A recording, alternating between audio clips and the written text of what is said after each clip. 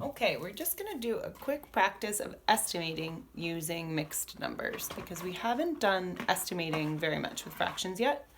So I've put up a couple of problems just to practice.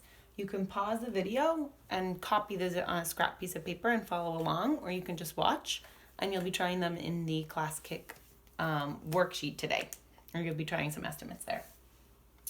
So when we estimate with mixed numbers, it's the same as when we estimate with whole numbers.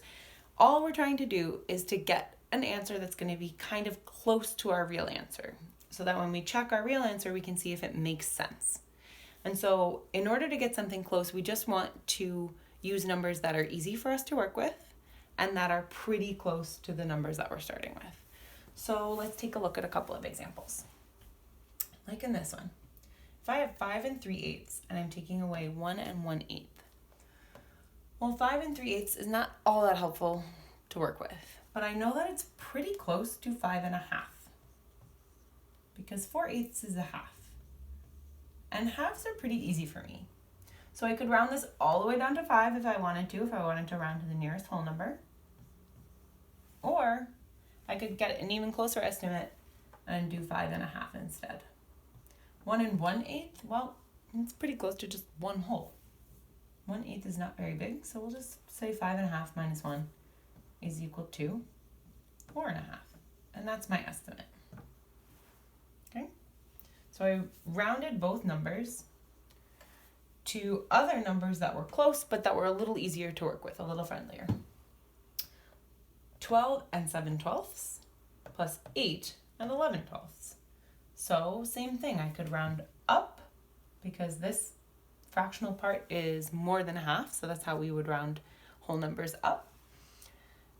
Or I can go to 12 1/2 because 7/12 is very close to 6/12. So let's do that. 12 1/2 plus, well, 8 11/12. Is that 8 closer to 8 holes or 9 holes? It's closer to 9 holes, so we'll do round that 8 11/12 to 9. It's only 1/12 away. So 12 1/2 plus 9, well, 12 plus 9 is 21. And then we just have another half, so 21 1/2. Or, like I said, we could round this up to 13.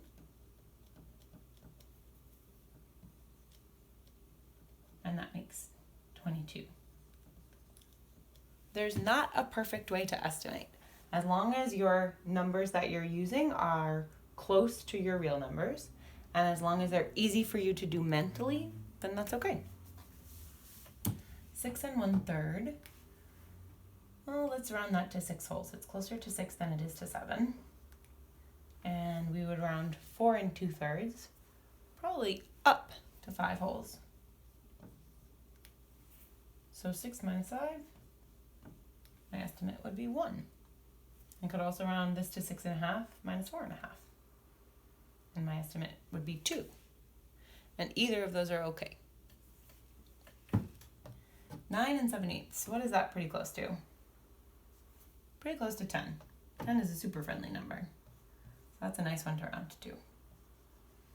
And I'm going to add 10 3/8.